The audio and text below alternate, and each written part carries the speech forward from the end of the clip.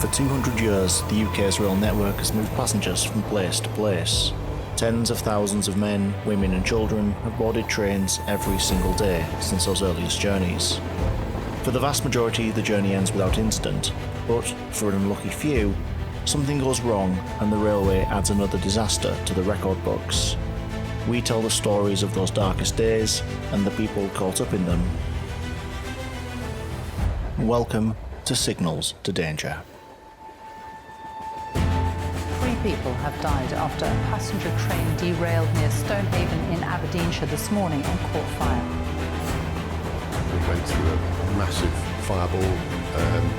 I could feel the heat coming through the windows, and all the windows I could see were just orange. 36 people were killed and more than 100 injured in this morning's train crash at Clapham Junction in South London. 2 commuter trains carrying more than 1,300 passengers collided shortly after 8 o'clock. A third train ran into the wreckage.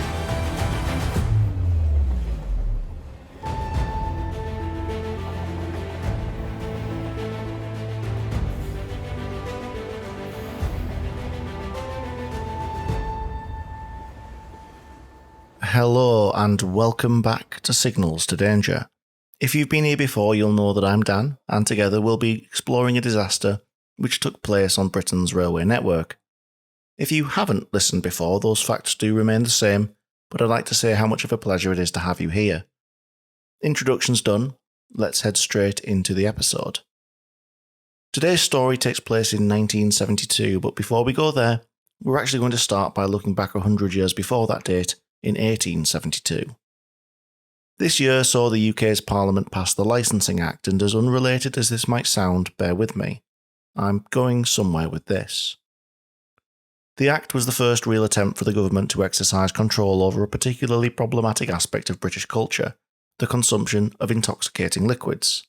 Specifically, the link between someone having partaken in that particular activity and then going on to attempt to take control of a vehicle. Now, to be fair, in the context of 1872, vehicle is a term I'm using relatively loosely considering the first modern-ish gasoline-driven car, well, it wasn't designed by Carl Benz until around about 1886. However, the Act does make reference to the command of carriages and steam engines, but also included both cattle and horses.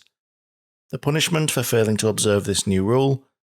Up to 40 shillings or imprisonment. Yeah, to be fair, it's a little comical to think on now, but actually there's a real point to absorb from this ruling. It shows that even as far back as then, there was a recognition that the consumption of alcohol can impair an individual's judgment, reflexes and sense of whether or not it was a sensible idea to start operating heavy machinery or, indeed, move a cow while under the influence. Of course, this is generally thought of as common sense, especially nowadays, despite the fact some people out there do still fail to acknowledge it. However, the Licensing Act marks the first point that the powers that be moved to legislate against this behaviour, and its existence is a clear recognition of the risk implementing law to protect the wider public. And of course, as the world moved on with technology, the law moved with it. In 1925, the Criminal Justice Act saw it become an offence to be found drunk in charge of any mechanically propelled vehicle on any highway or other public place, and 3 more acts over the next 32 years further ingrained this principle, introducing fines and potential prison sentences for those who failed to follow the rules. In 1964, a study entitled Grand Rapids Effects Revisited, Accidents, Alcohol and Risk was published, partially funded by the US Public Health Service. The study showed that 80 milligrams of alcohol per 100 millilitres of blood, that was the level at which the chances of being involved in an accident rose sharply for most drivers. This study just quantified that risk and further reinforced the need for further legislative intervention in the interest of protecting the public. All of this leads us to 1967 and the introduction of the Road Safety Act. This introduced the first maximum legal blood alcohol drink driving limit in the UK and also made it an offence to fail to provide a specimen of breath. It introduced the use of the breathalyzer, and it's the start of the policing of drink driving, well as we know it today. So, by this point, it had been well known and legally acknowledged for almost 100 years that man, or indeed woman, cannot be considered acceptably in control of a car, van or lorry when they were under the influence of drink. And as ever, you may fairly be wondering why I'm bringing this up and why I'm starting this episode in this way. Like I said, there is a point I'm trying to make. Admittedly by somewhat of a tangent, but that's what we do on this podcast. By 1967, society as a whole had decided that it was unacceptable for somebody to consume a copious amount of booze and get behind the wheel, deeming the risk that they would injure themselves or the relatively small number of other people in their vehicle something that needed controlling. Which is one reason it's so shocking that only 5 short years after that act brought in, we saw a perfectly terrible example of the effects of one man being under the influence. In this case, which is the story we will actually be telling today, the man involved had not gotten behind the wheel of his car after consuming this drink, but rather found himself in the cab of a locomotive, responsible for a train carrying not 3 or 4 other people that you can reasonably fit in a family saloon, but hundreds of passengers. On the 11th of June 1972, this one man's decision to place himself in the cab of a train resulted in his own death, along with 4 of the passengers in the 10 carriages behind him, and also the injury of 126 others. And to be fair, this makes Eltham Well Hall one of the most avoidable accidents I might ever share with you.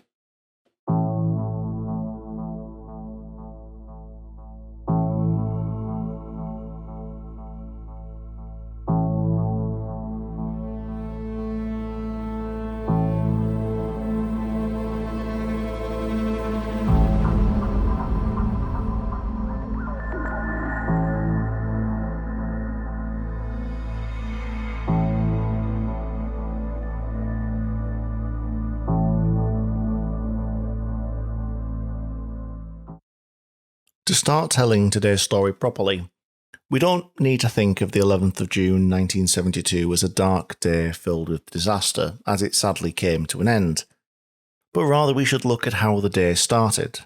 A day of joy, happiness and excited anticipation. You see, this was the day for an excursion. The railway is incredibly good at transporting people from place to place, and while this happens day in, day out, well, an excursion is something a little more exciting. You or I could decide one day that we wish to go to the countryside, drive to the station, buy a ticket and jump on the train out of suburbia and into nature. We could do it with a friend, our family, or even by ourselves. We could also do it in a group, but after the point where you have 10 or so travelling, it gets to be a little bit more hard work. You're unlikely to all get to sit together. Maybe you won't even fit in the same carriage. For a short, quick journey, this is probably manageable, but it's less fun on a long one. Now, most operators out there now offer group travel arrangements, and it's not out of the realms of possibility that seat reservations and an early booking could, allow a whole class to travel in a group. But when we start talking about excursions in the way that I am today, well, this might be pushing things a little bit. What if you wanted to take something in the region of 400 people on a day out? What would your options be? Well, even on coaches in the 70s, you're probably looking at something like the realms of 11 separate vehicles with about 40 to 50 on each. Quite the convoy on what were then very new motorways. If only there was a vehicle that you could adjust the capacity of, theoretically, infinitely, by just adding more seats till you had enough. Maybe something like a train. Nowadays, the majority of trains do run on a public timetable with tickets available to anyone who wants to buy them, and the same was true in 1972. However, there is another type of train that runs on the UK network. The charter. A charter train is essentially a mega coach booked out by one group, going from wherever they want it to be to wherever they choose. A gargantuan taxi transporting as many people as you like. In 2025, charters are still a thing, but for the most part, these now take the form of rail tours, heritage stock, locos arranged by a private tour company like West Coast Railways or the Railway Touring Company. Now, those tickets will be sold privately to those looking to recapture the romance of the olden days railway. But speaking of the olden days railway, rewinding the clock, chartered trains were not particularly uncommon. And part of this is due to a few differences between the makeup of the railway at the time and now. BR in the 70s, British Rail had a fairly generic stable of carriages, quite a few of them to be fair, and a raft of locomotives available to haul as many of them as were required.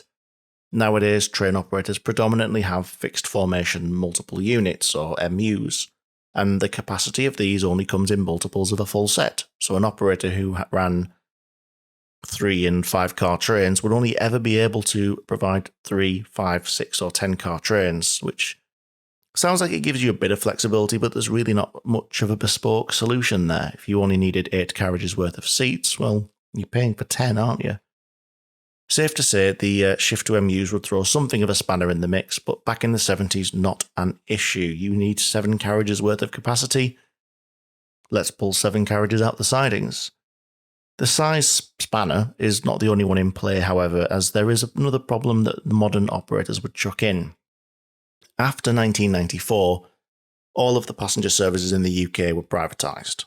Commercial entities coming in to bid for the right to run these franchises, and yes, it's not a 100% private enterprise. You know, DfT has still had a pretty hefty say in what you could and couldn't do and how much you could charge for it, but it did mean that commercial value plays an ever-increasing role in any decision. When new fleets were brought in progressively over the subsequent 30 years, how many trains were purchased was directly linked to how many carriages were needed. An overly simplified equation would have taken place. How many trains do we need to operate? So if we're running X number of services a day, taking into account Y, we'll need maintenance every day, and we'll need to keep Z free for training. The result of this maths is pretty much what the order size would be. With private finance footing the bill, the days of sidings full of spare carriages and stock just came to an end. At present, the UK rail network generally has around about the number of trains that it needs to operate, the number of services that are there. Full stop. I recognise that this is a gross oversimplification on the lay of the land, but those of you with a better understanding of UK rail, I thoroughly apologise for that. But the point I'm making is that nowadays there isn't particularly the capacity for an operator to charter out a train very often, as opposed to back in the 70s. The last point of consideration would be the cost. With the rising expense of fuel and, well, everything generally costs a lot more than it used to, I'd expect chartering a train nowadays to be prohibitively expensive. I'd imagine back in the 70s BR probably made it a little bit more accessible, and if you could raise the cash, it was probably a real option. But again, bringing us back to this story once more, it probably got an awful lot more accessible dependent on the group that was looking to make the booking. If you were, for example, the employees and families of British Rail's Midland region based at the North London depot of Kentish Town, then I'd imagine the bar takes a big old drop and using an excursion train becomes the more sensible option.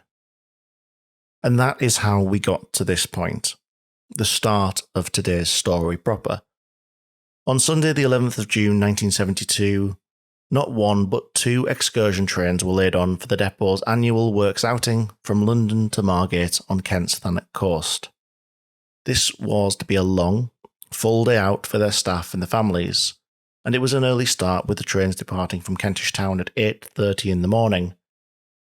While one went on its merry way, it's the second of the 2 that we'll concern ourselves with today. At the head of the train was a staple of BR's relatively new diesel-fuelled fleet, one of the 512 Class 47 locomotives that had been produced over the last decade, as part of the big push to remove steam traction from the railway. A 2,700 horsepower engine on the 47 was more than capable of drawing the 10 carriages slung behind it for the purposes of this journey, and capable of a maximum speed of almost 100 miles an hour while doing so. This was such a popular trip that despite the fact I've been able to get the numbers of exactly how many people were on this excursion, the report describes the carriages as being well filled. And with 10 well-filled carriages, you can imagine just how many people would have been on that train. While the trip was being held for staff from the Midland region of British Rail, it was decided that drivers from the southern region would be doing most of the driving itself on this day, and that probably makes sense as the route to Margate was predominantly within that region, and it would take a route through some fairly complex areas like Clapham Junction, and that is a sensible decision. It's definitely better to have people with more experience in negotiating these patches. Complex signalling, speed restrictions, local instructions, it's good to have people doing that every day at the controls. One such driver was Mr. Wilkinson, who booked on for duty at Hither Green and then travelled as a passenger to Crinklewood, where he took the controls of the Class 47 with number D1630. As a side note, the numbering convention of 47XXX didn't come into place until the 70s, and at the time of this accident, this particular locomotive still bore its D1630 number, with D obviously standing for diesel. Wilkinson wasn't especially used to driving the Class 47s, he was more experienced in the lighter and less powerful locos that could be found in his region, although he did have about 3 years' experience of driving them occasionally, and as the report put it, he was familiar with their peculiarities, and acknowledged that the additional weight, well, they took a bit more care to handle. In any case, the journey to the coast was somewhat without incident, and it doesn't really form the basis for this story. Wilkinson carried out the required brake tests, drove the service through to Margate, detraining his happy passengers, and then ran the train as an empty stock move into the carriage sidings at Ramsgate at around 11 a.m, before he ran the loco around to the other end of the train in preparation for the return journey. While those who had travelled down on the train started to enjoy the joys of the resort, making memories and unwinding, in the sidings at Ramsgate railway station the work continued. The train was inspected by both a leading railman and a carriage and waggoner examiner, and they found everything to be in order. Everything was hooked up correctly, hoses were where they needed to be, and in turn, all the braking systems looked to be without issue. At this point, 11 o'clock, the day just really starting for the day trippers. Nobody was aware at how grim it was going to turn just a few short hours later.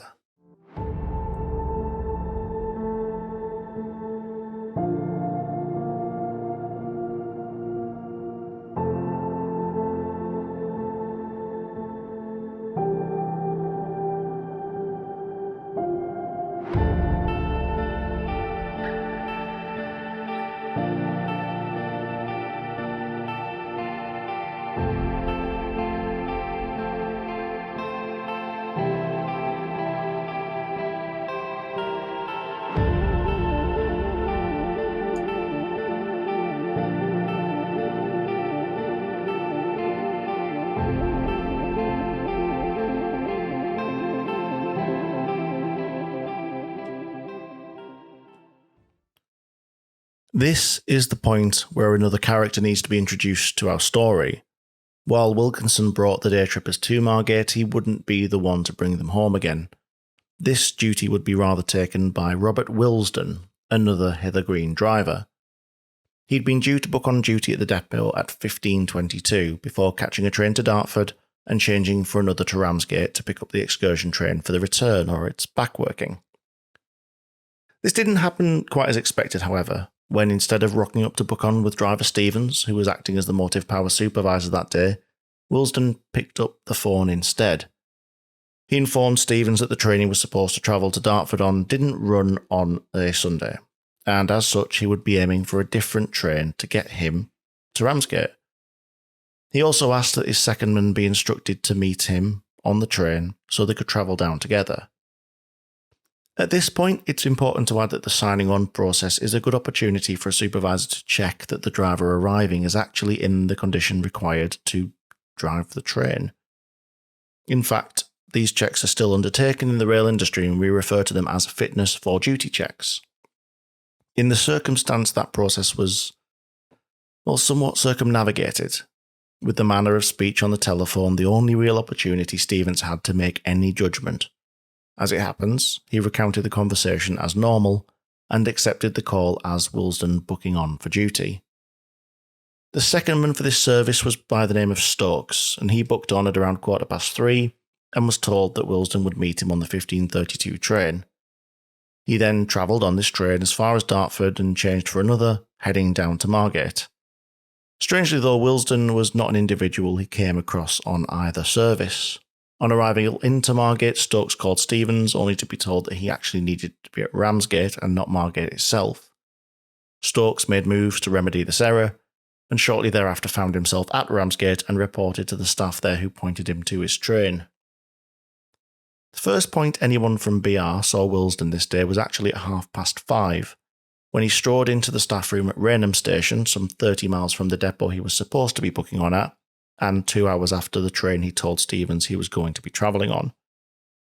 Willesden was witnessed to be wearing his own coat, not his uniform coat, and didn't appear to be carrying his driver's bag. He was seen to check the special notice which applied to his train, and then made his way out onto the platforms to get himself to Margate. The two men, Willesden and Stokes, eventually met on the footplate of their locomotive in the sidings at Ramsgate at around about 6:30, before chatting for a little while. Stokes noted that Willesden wasn't in uniform, describing his clothing as his holiday togs, as Willesden had recently returned from a holiday. This is the point where the story becomes a little unstuck, and I've battled with the order in which to tell it, but I'm going to skip a little bit here, but we'll circle back to what happened in the next half hour shortly. Suffice to say, it is fairly crucial to the causes of this accident. The guard of the excursion's return journey, Atterbury, arrived at the train at 19:30 and loaded his kit into the brakeman's compartment at the rear. He then walked the train and headed to the cab. When he got there, however, he found no driver nor second man, a fact that was quickly rectified as he walked down the other side of the train and found both men walking up towards the cab. They exchanged a few words about the train, with Atterbury recognising Willesden, and then he returned to the brake van. The usual brake test took place, and shortly thereafter the train departed the number 4 road in the carriage sidings, arriving into Margate's platforms about 7:45 in the evening. Here the platform was full of the families and staff members who'd alighted the train about 9 hours earlier, and swiftly the carriages became well filled to that same level. The buzz of the day likely still going, though after such a long one I imagine the mood to have been somewhat more subdued, at least among the oldest and youngest members of the pack. This is another point, however, where something goes a little awry.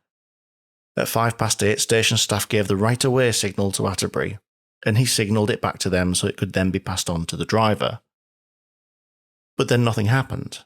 Station staff told Atterbury that they were in fact waiting for the driver who had been in the cab just minutes before. The station manager, by the name of Arundel, had witnessed the train arrive and the passengers board, but when he blew his whistle to the driver, received no movement in return. He walked up to the cab, and then became the second person that night to find an unexpectedly empty space where 2 men should have been. He did, however, notice the presence of 2 bottles of beer, presumed to be a gift from the day trippers to their taxi driver for the way home. Then Arundel noticed 2 men walking towards the cab at what was a leisurely pace, and he informed them that the train was already late and bid them to hurry up. Willesden reported to this chiding with the phrase, "All right, we'll make it up before we get there." At 8:13, the dispatch procedure restarted and the train began the journey back to London. The return leg of the excursion began as normal, with the train on the face of it being driven normally, responding to restrictive signals as they appeared, and the first 30 or so miles of the journey had gone to plan, although at Rainham in Kent, the train was brought to a stand. Signalman Obi, on duty in the box, had taken the decision to bring the train to a stand due to its late running, because he needed to release a couple of buses he'd managed to capture at his level crossing. Following the clearing of the signal, Willesden brought his train into Rainham Station proper, and despite the clear signal at the end of the platform, brought it to a stand again. He then alighted from the cab and went to the telephone to call the signal box. He inquired whether there was still a plan for his train to overtake the first excursion train, and well, that had originally been what was going to happen. The plan had changed slightly due to the late running, and Obi shared the updated passing location, although Willesden reacted a bit bad at this one, and told OB he needed to check his notices because that wasn't the passing location that had been on the special notice related to the train. It was a brief conversation, and following it, Willesden jumped back into the cab and the train departed, ironically having lost all of the time that Willesden had managed to make up already. At this point, the driving seems to take a little turn for the worse. After the call at Rainham, Atterbury recalled that the curves being taken between Gillingham and Chatham may have been taken a little swiftly, and there was some heavy braking used to negotiate them. The time ticked on though, and the train continued its journey, passing through Kent's towns as they went, through Dartford, for example, where the speed restrictions were noted, but then at a particularly crucial time, approaching the town of Eltham, the speed of the train started to cause some concern. Eltham Well Hall station no longer exists, with it and the former Eltham Park station now having both been replaced by a new Eltham station when the A2 Relief Road was built. However, the former station at Well Hall had a distinctive feature, one of great importance to this story. Following a falling gradient towards the station, the line gently begins a curve with a radius of just over a mile. But, shortly afterwards, an incredibly tight curve is found with a radius of just 12 chains, a touch over an eighth of a mile. If you are a little less used to using radius as a means of understanding how tight a curve can be, I will try and put that in a little bit of context for you. A curve with a radius of 12 chains, well, that means it's sharp enough that a train could turn a full 180 degrees in the space of Green Park, adjacent to Buckingham Palace. It's a curve that is 3 times tighter, almost, than the bend that the River Thames takes at Waterloo Bridge. This is a quite sharp corner for a railway. In fact, the best evidence I can give to show how tight this corner at Eltham Well Hall would be is the fact that a permanent speed restriction was in place, one that limited trains to only 20 miles an hour. So, on the evening of the 11th of June 1972, we find ourselves here, with an excursion train descending the gradient towards the station, approaching this corner, but travelling at a speed much higher than required. 3 times the speed limit, in fact. Atterbury in the brake van, as the train approached Eltham Park, made 2 brief applications of the brake known as splashes. He intended to get the driver's attention to warn him of the fact that the train was heading through the corner too fast. But at the other end of the train, the splashes had no effect. But something of a realisation had suddenly dawned. Stokes heard a shout in the cab as the train through Eltham Well Hall station. Too fast, and it was too late for either man to change anything about what was about to happen. 2 words punctuated the moment, called out from Willesden. Nothing more than a quick expletive that I won't repeat here, but they were the last 2 words he would ever speak.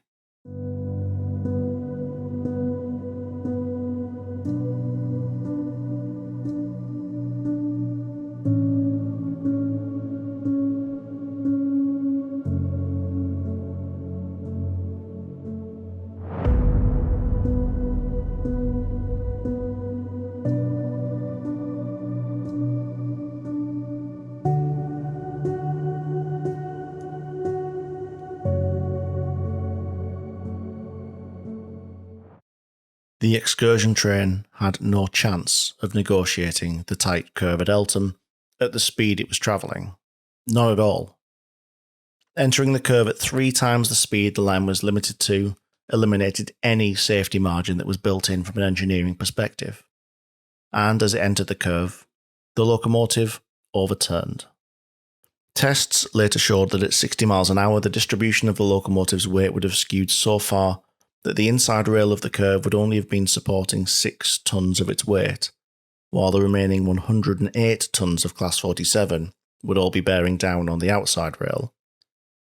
63 miles an hour, the inside rail would have dropped to 0. And from that point, around about 65 miles an hour, the locomotive would have just started to rotate around to the left. Wheels lifting from the inside rail, and the body of the locomotive itself would have just tipped over. Which is what happened. Almost immediately after passing through the platform and entering the right-hand curve, the loco, carrying Stokes and Willesden, left the tracks and smashed over onto its left-hand side, sliding across the coal yard immediately beyond the station itself. As it slid, around 100 yards from the point where it actually derailed, a good chunk of the upper part of the leading cab and the door on the now bottom side of the space the men were sat in was torn off, having the terrible effect of allowing a point of ingress for all of the material the loco was now sliding across. Coal, coke, black earth, grass, all of it flooded into the cab space, injuring Stokes, but killing Willesden. Of course, the locomotive didn't leave the track on its own as it dragged the first passenger coach with it. Somehow staying upright, the corridor coach jackknifed with the loco, the coupling between the two separating as they slid across the coal yard. The trailing end of the first coach finally came to rest adjacent with the leading cab of the Class 47 with significant damage. The side of the carriage was pushed in, seats in all 4 compartments dislodged. Both ends of the coach had also been caved in as the vehicles of the train collided with each other during the rapid deceleration of the accident, but the chaos, it didn't end there. As the coupling with the loco would drag the first coach off the track, as did the coupling between the first and second carriages, and the second and third, all loaded with day trippers. Both the second and third carriages tipped over onto their left-hand side, sliding along the yard as well, coming to rest with the leading end of the second jackknifed again against the first, and the third laid in hat line behind it. The underframe of both carriages were badly bent, the metal twisted, and the roof of the second was missing a large chunk with compartments behind the hull gutted, and plenty of other damage present on both of the vehicles. The last carriage to be pulled off the track proper was the fourth, which ended up jackknifing with the third, meaning that collectively the first 4 carriages came to rest in the shape of a large N in the coal yard. The coupling between the 4th and 5th coach sheared, meaning that the 5th, 6th and 7th ran, while still derailed, straight on instead of being pulled off to the side. The 4th carriage, despite being the 4th dragged off to the side in the collision, also suffered extensive damage both inside and out. As the 5th, 6th and 7th coaches had run straight on past those other derailed coaches, they'd each suffered damage to their near sides, either through collision with the end of the 4th coach, or through one of the detached bogies that now just littered the yard to the west of Eltham Well Hall station. Luckily, the last 6 coaches remained coupled together, and the last 2 even remained on the track, barring the leading bogie of the 9th. This had been an extraordinarily fun day, an annual occasion for many of the hard workers and an opportunity to let their hair down with friends and family. But it had suddenly and abruptly come to a terrible end in a small number of terrible seconds. Luckily, the alarm was raised quickly. Unmanned stations in the era of BR were nowhere near as common as they are now, and station staff at Well Hall had seen the disaster unfold. Leading railman Akehurst had been clearing the platform when he'd seen the train approaching, and recognising the speed, he'd even attempted to warn Willesden, throwing his broom down and raising his arms and waving.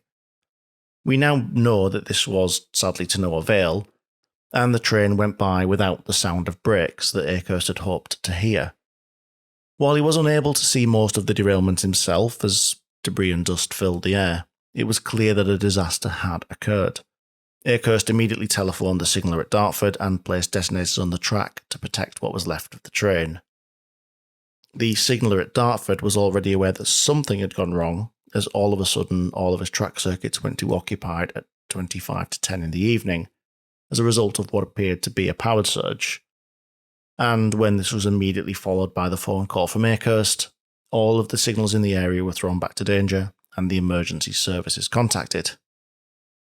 The first police officer arrived within 5 minutes, and it was only a further 2 until fire and ambulances turned up to join them, with the last casualties being removed at a minute to midnight. 126 people suffered a range of injuries as a result of the derailment at Eltham Well Hall, and 2 others were killed in the crash immediately along with Willesden, and a further 2 passengers succumbed to their injuries in the following months, bringing the death toll to 5 and generating a serious demand for answers as to just what took place here.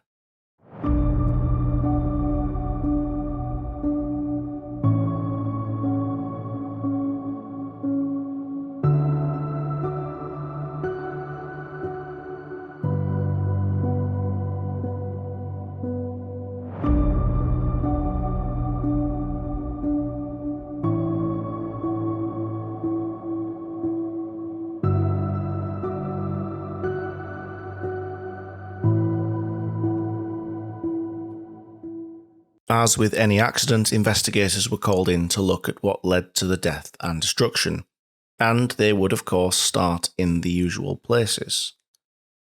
With the train failing to slow correctly for the curve at Eltham, a key focus was the apparatus used in the reduction of speed, the train's brakes. The loco involved in the incident was fitted with its own air brakes and equipped for the operation of vacuum brakes on trains, exactly the type as was equipped to the 10 carriages that had been coupled up behind it. These had all been tested prior to the train entering service on the day of the incident, and nothing had been found amiss with the actual equipment. One of the key things that needs to be right for vacuum brakes to work is that the hoses between each of the vehicles are correctly connected, and these were checked both before the train departed for Margate and when it was in the carriage sidings at Ramsgate. Now, we know this from the accounts of people who undertook those tasks, and we also know that Atterbury, the guard, undertook the tests he needed to and witnessed Willesden doing the same. Post-incident, tests were undertaken which demonstrated that the brakes on the train were in working order at the time of the incident, and after an element of excavation, the position on the handles in the cab were also checked. The brakes had not been applied, at least not on the basis of where the controls were found underneath the debris in the cab. It was argued a possibility did exist that these handles might have been forced into this position by the feet of people trying to free Willesden's body. The lack of braking, however, is supported by those who saw and heard the train's last few moments and did not hear the sounds associated with those brakes having been applied. So we now find ourselves faced with one of those really challenging questions. The driver of the train failed to do something which was important, and which he absolutely should have done.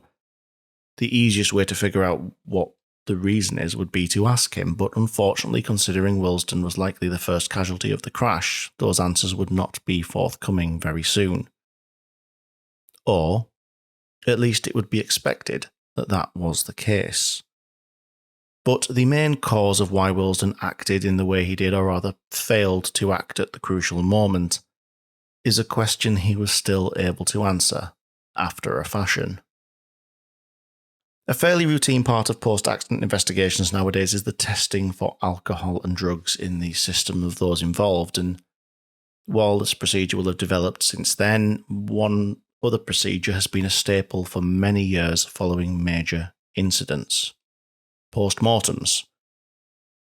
It's important following any unexplained death to undertake an examination of the body to understand whether there were medical reasons as to why what happened took place, perhaps a heart attack or a stroke, or another condition would explain what prevented a driver from taking the right action, and most of these medical occurrences would leave telltale signs that could provide the answer. The post-mortem examination of Willesden's body also provided an answer to the coroner who undertook the examination, but not in the way they were expecting to find. One of the activities that can be undertaken as part of a post-mortem is a toxicology study. And the results of Willesden's toxicology study were more telling than any other piece of evidence from the accident.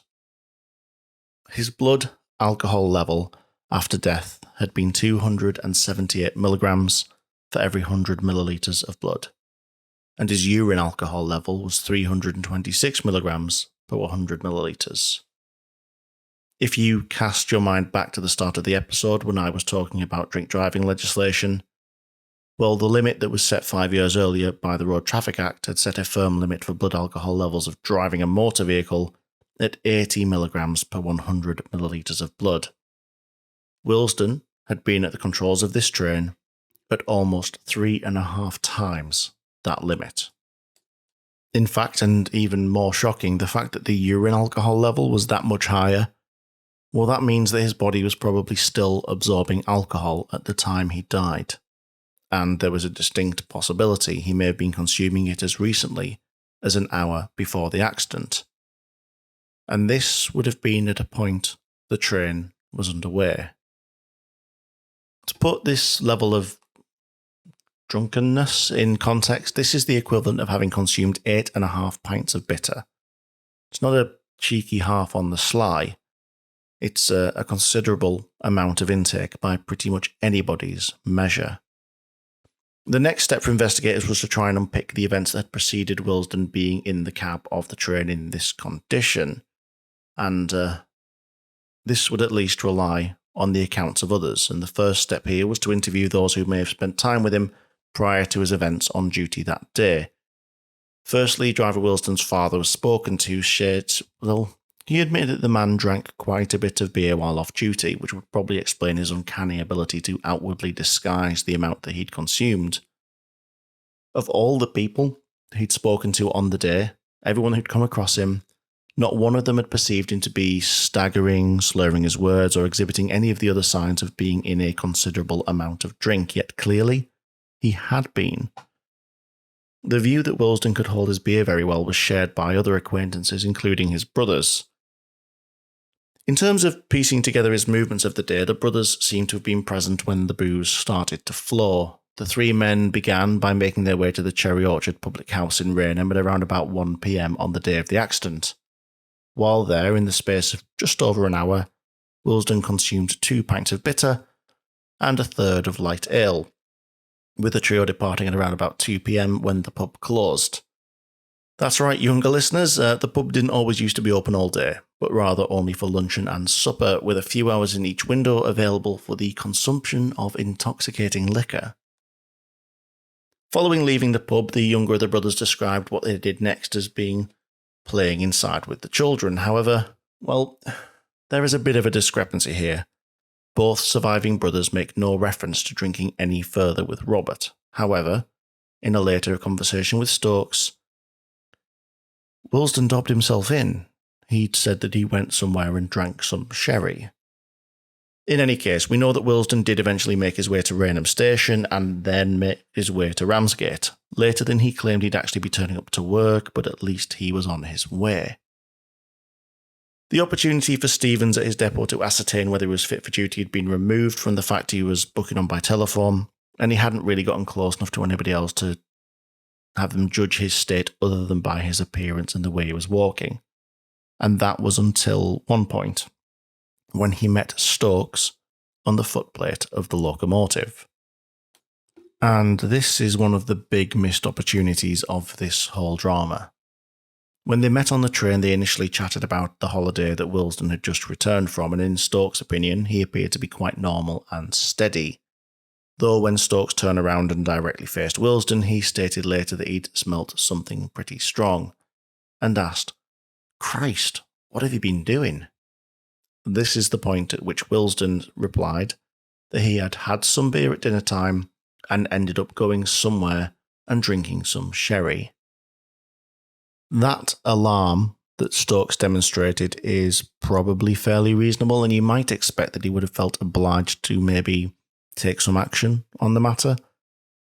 But we do need to consider that he was a young, very green 18-year-old second man, very, very new to the industry, and in that regard, Willesden was more mature and seasoned. It can sometimes be difficult to level a challenge in circumstances like this. Although in any case, while I understand why Stokes may have felt awkward about that, I'm still baffled that he went along with what happened next. I mentioned earlier that I'd left out a little bit of the story from the carriage sightings at Ramsgate. Well, what the next thing was that at around about 7 p.m, Willesden turned to Stokes and said, "What about a couple of pints? We've got time." Yes, that's right. At this point, having already drunk 3 pints and shared a bottle of sherry and planning to drive a train in under an hour, Willesden and Stokes went for a drink.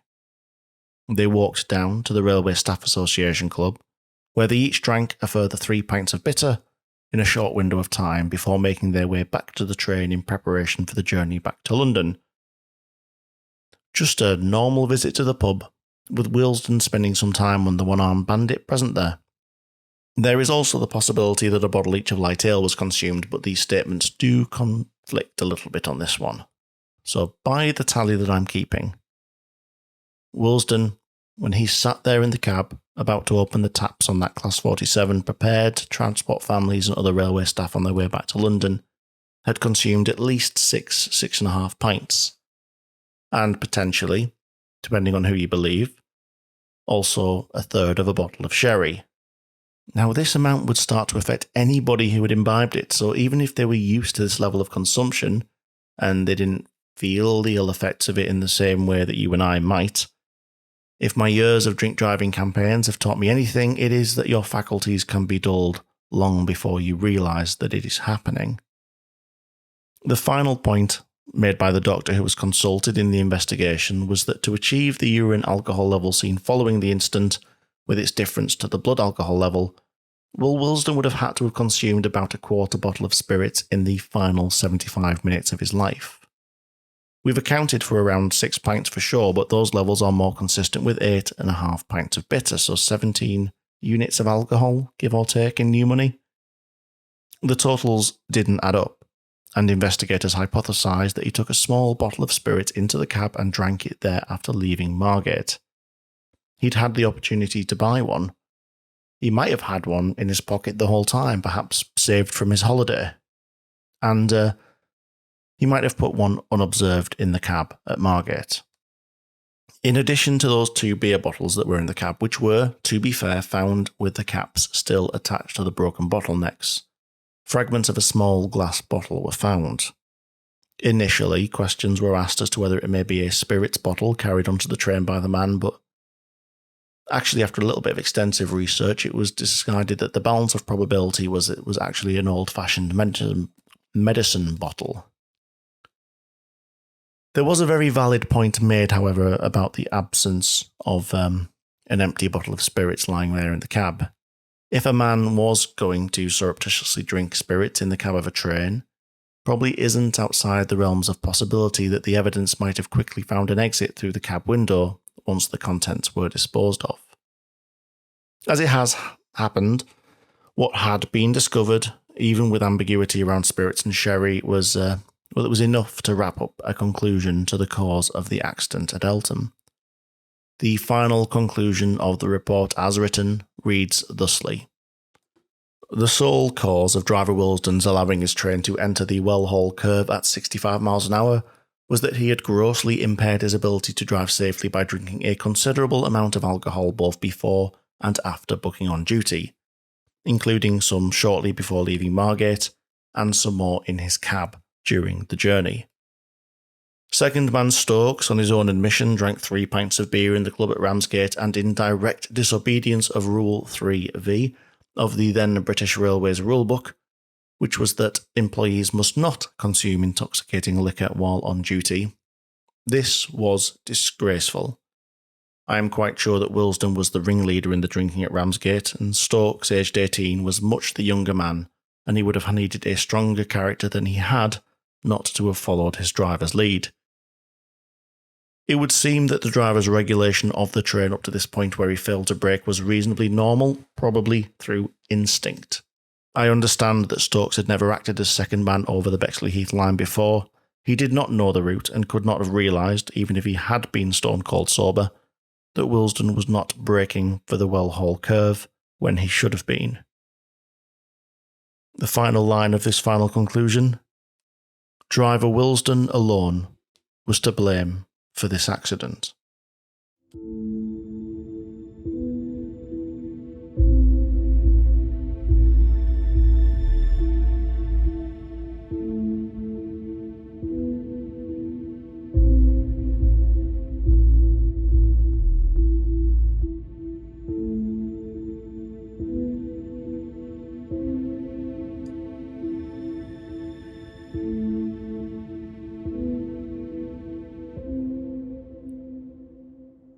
The The last thing to consider as part of this incident could be, well, whether warning signs had been missed. Wilsden was a man capable of holding his beer to a point that people couldn't particularly tell by sight that he was under the influence, but invariably, an extensive drinking habit, if not that, but a propensity to overindulge, does leave some clues that issues are there underneath the surface. Taking a look back through Wilsden's records, both within BR and outside of it, throws up some concern, and the report does allude to this within its observations. Robert Wilsden entered the railway service as a cleaner at Bricklayers Arms on the 30th of December 1953 at the age of 15. He became a past cleaner a year later and a fireman a year after that. He was reprimanded in October of 1960 for absence from one day's duty without satisfactory explanation, and in 1961 he was suspended from duty for 1 day for persistent lateness on duty despite his previous reprimand. While there is no evidence directly that any of this might link to an overindulgence of ale, the next thing we find certainly does. On the 8th of November 1961, he was found guilty by the Chatham Magistrates Court of being drunk and disorderly on the 7th of November, causing willful and malicious damage of £150 to a shop window, assaulting a police officer, and was fined £52. When the railway found out about this conviction, he was summarily dismissed from further duty, as was another fireman who had been with him and also convicted. Wilsden appealed this dismissal, citing his 2 years' attendance at improvement classes twice a week to help him become a driver, which he had always wanted to be, and his pride in his work. He said that his drinking on the 7th of November had been in celebration of him having passed for driver, and in the company with a man who had much helped him to do so. An advocate from Aslef had made the case to the company and had focused on Wilsden's youth, ability and keenness, saying that he had learned his lesson and was thoroughly ashamed of himself, and said that, following a talk with Wilsden, he was convinced that the offence had been an isolated case of misbehaviour and that, if given another chance, Wilsden would prove to be a satisfactory employee. Wilsden had assured the Aslef representative that he would not touch intoxicating liquor again. Well, while hindsight means we need to take the promise of becoming teetotal with a pinch of salt, the impassioned appeal paid off and both men were reinstated. The next chapter of Wilsden's railway career saw him promoted to driver on Christmas Day of 1961 and transferred to Heather Green Motive Power Depot, with the next issue of note being a suspension for 1 day in February of 1963 for a relatively minor train driving offence. On the subject of offences, however, Wilsden drinking brought him into contact with the courts again 6 years later. He appeared at Lewisham Magistrates Court on the 29th of March in 1969 on a charge of being drunk in Ennisdale Road, Lewisham, at 23:15 the previous night. He was found guilty and fined £1. In this case, the railway didn't find out about it until the 18th of April, where the supervisor, who had a raft of other commitments, was unable to make time to speak to Wilsden prior to his annual leave. As such, over 2 months had elapsed before the formal conversation could be had, and by this point, all that could really be done was to inform Wilsden that in no uncertain terms could this behaviour be tolerated even in off-duty hours, and that a more serious view would be taken in the event of any recurrence.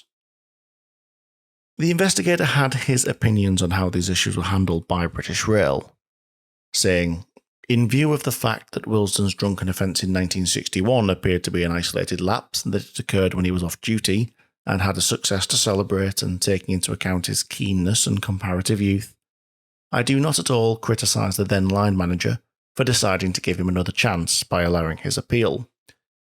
I do find it quite extraordinary, however, that Wilsden was then promoted to driver quite automatically only 7 days after his reinstatement. Not only was his dismissal cancelled, but it may well have seemed the young man was restored to the full approval of his superiors. The recommendation was levelled to British Rail following the investigation that they might want to review their disciplinary and promotional procedures, because I can't think of anywhere I've ever worked that you could be sacked then reinstated and then promoted a week after you get back. Look, I understand. Wilson might have been accepted as being able to hold his drink.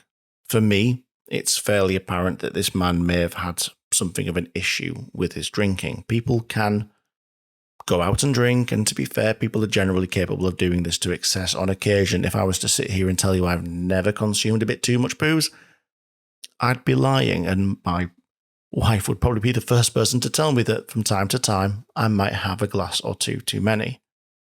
But I can't say that I know many people who have appeared in court on account of their alcohol consumption, let alone twice.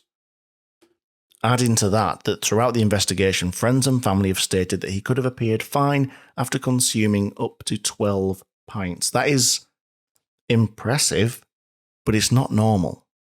To be able to put that much away and not demonstrate outward signs in the way that you and I might do, surely that indicates that the level he was regularly consuming may have been problematic.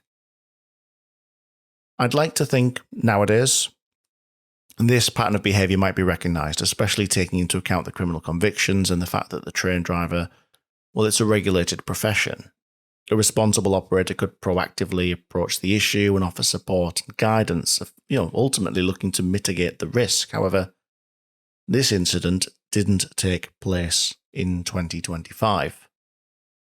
Differing attitudes to the consumption of alcohol were very much present at the time, and in fact the report even advocates against a mandatory period of 8 hours between the consumption of drink and driving trains. Against it. It advocates against the imposition of that rule. The line it uses is one I can't even remotely imagine seeing in any modern report, or it is any rule that train drivers should not drink at all within 8 hours of taking duty would be, in my view, unfair to the ordinary, responsible, sober and decent driver who likes a drink with his dinner, and it would be unenforceable. I'm just gonna let that attitude sink in for a second and see how that applies to the modern world.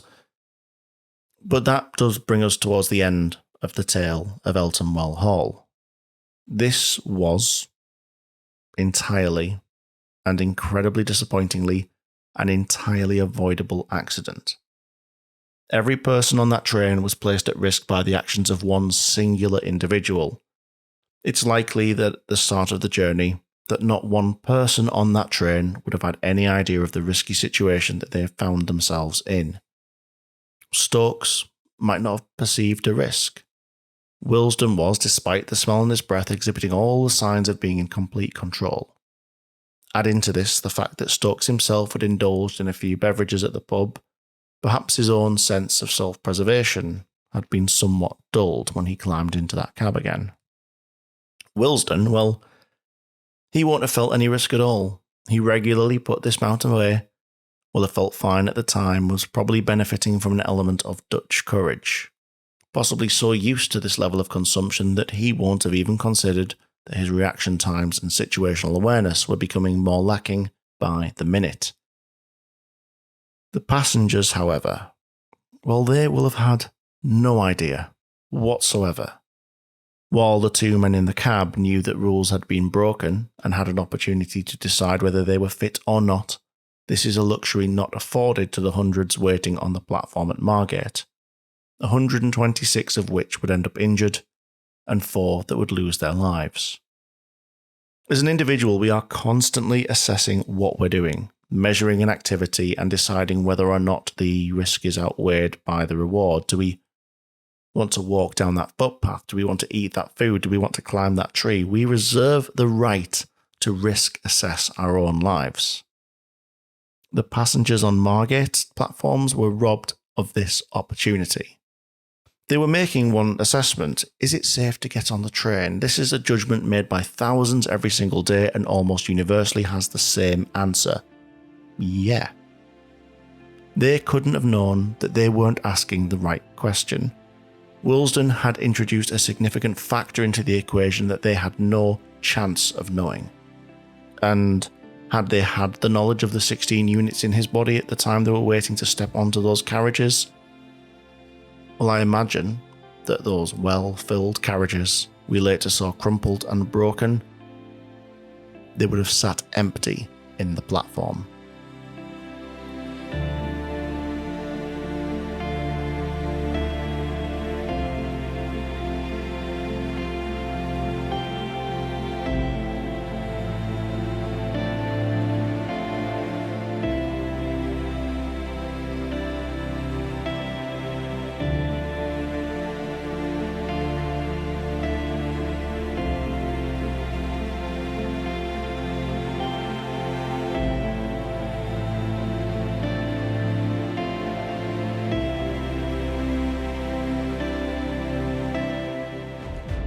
Thank you for joining me for another episode of Signals to Danger.